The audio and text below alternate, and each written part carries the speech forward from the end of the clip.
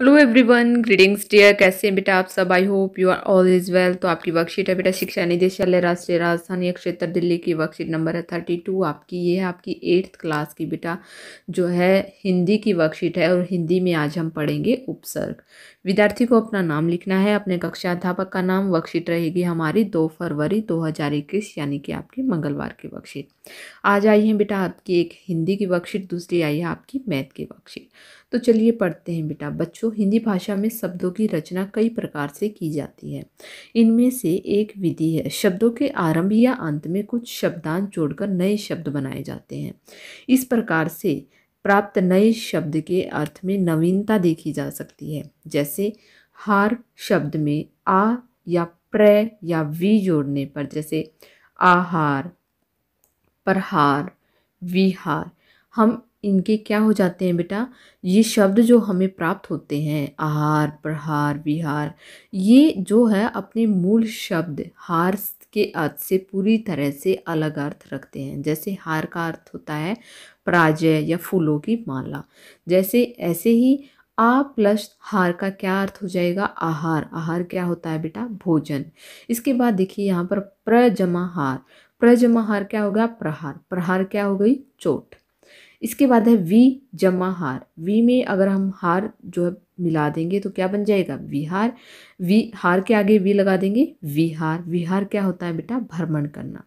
तो देखिए वे शब्दांश जो किसी शब्द के शुरू में या आरंभ में जुड़कर उसके अर्थ में परिवर्तन या विशेषता ला देते हैं उन्हें उपसर्ग कहते हैं। देखिए जो शब्द किसी भी शब्द के किसी शब्द के जो शब्दांश किसी शब्द के आरंभ में जुड़कर उनके अर्थ में परिवर्तन ला देते हैं। जैसे कि हार में पहले हमने आ जोड़ा, क्या बन गया? आहार। आहार का अर्थ होता है भोजन।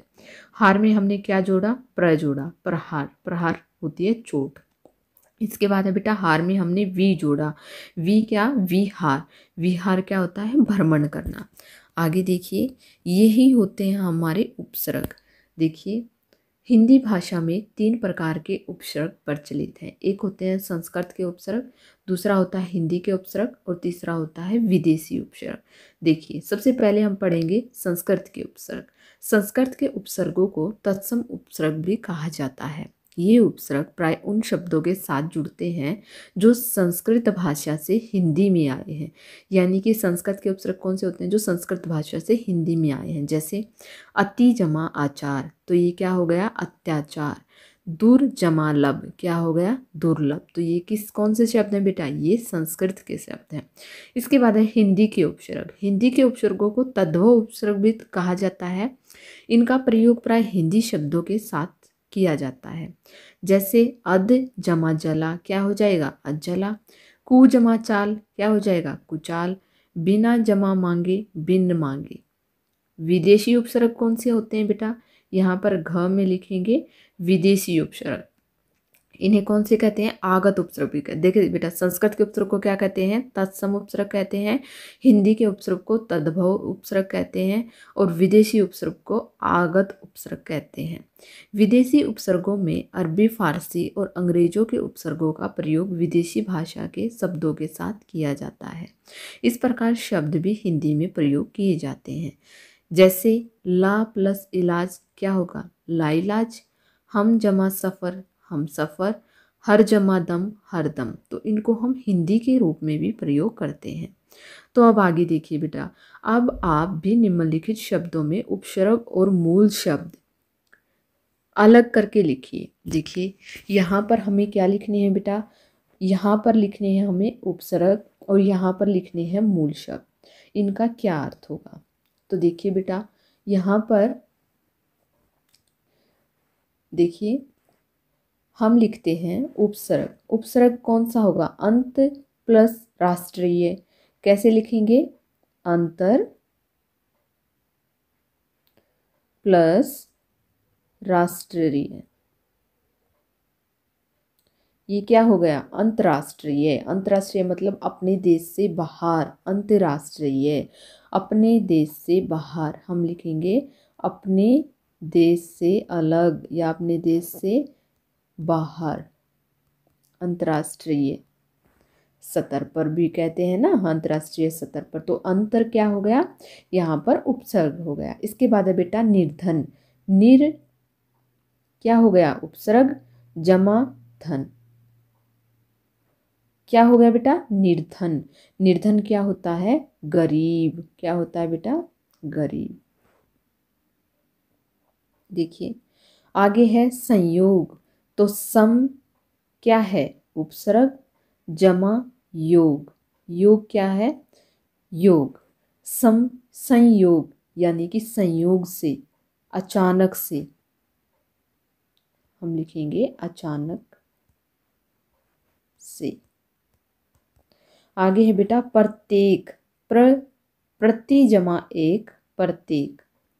प्रति जमा एक क्या होगा, प्रत्येक। प्रत्येक बेटा होता है हर एक, यानी कि एक एक, हर एक, हर एक। इसके बाद है बेटा अनपढ़। अनपढ़, अन क्या हो गया, उपसर्ग, अन प्लस पढ़। तो अन क्या हो गया बेटा, अनपढ़, बिना पढ़ा लिखा। हम यहाँ पर लिखेंगे बिना पढ़ा लिखा। आगे है देखिए निहत्था। नी क्या हो गया, उपसर्ग, नी प्लस हत्था। तो निहत्था क्या होता है, बिना किसी हथियार के। बिना हथियार के, हथियार के क्या हो गया बेटा, निहत्था। इसके बाद है बेटा भरपेट। भर क्या हो गया हमारा, उपसर्ग, भर जमा पेट। क्या भरपेट क्या होता है, पेट भर कर, पेट भर कर। यानी कि जैसे हम जो है खाना खा लेते हैं ना, भरपेट खाना, यानी कि जैसे हम अपने जो है जितना हमें कैपेसिटी होती है उतना खाना खा लेते हैं, पेट भर कर खाना खाना। इसके बाद है बेटा गैर कानूनी। गैर क्या होता है, गैर उपसर्ग प्लस कानूनी। गैर कानूनी क्या होता है बेटा, कानून को तोड़ना। कानून को यहाँ पर हम लिखेंगे तोड़ना।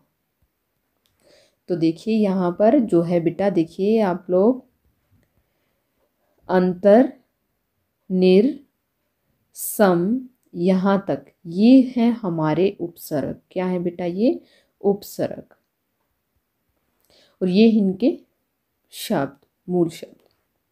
तो देखिए अंतर प्लस राष्ट्रीय, अंतर क्या होगा हमारा, उपसर्ग होगा। देखिए आप यहाँ पर ऐसे भी लिख सकते हैं, यहाँ पर अंतर, यहाँ पर राष्ट्रीय, या आप लोग ऐसे भी इनके अर्थ भी लिख सकते हैं। आगे देखिए, आगे क्या दिया गया है, बेवजह, बिना किसी वजह के। क्या दिया गया है बेटा, बेवजह, बिना किसी वजह के।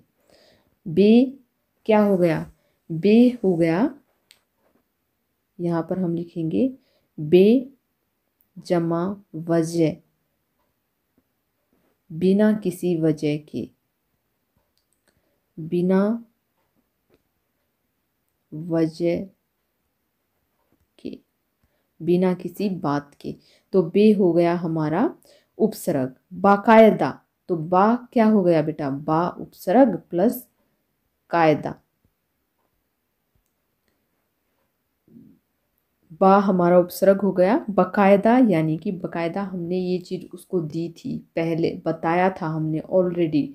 तो यहाँ पर होती है बेटा आपकी वर्कशीट कंप्लीट। आई होप आपको समझ में आ गई होगी।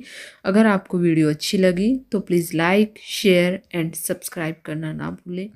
थैंक यू बेटा, थैंक्स फॉर वॉचिंग।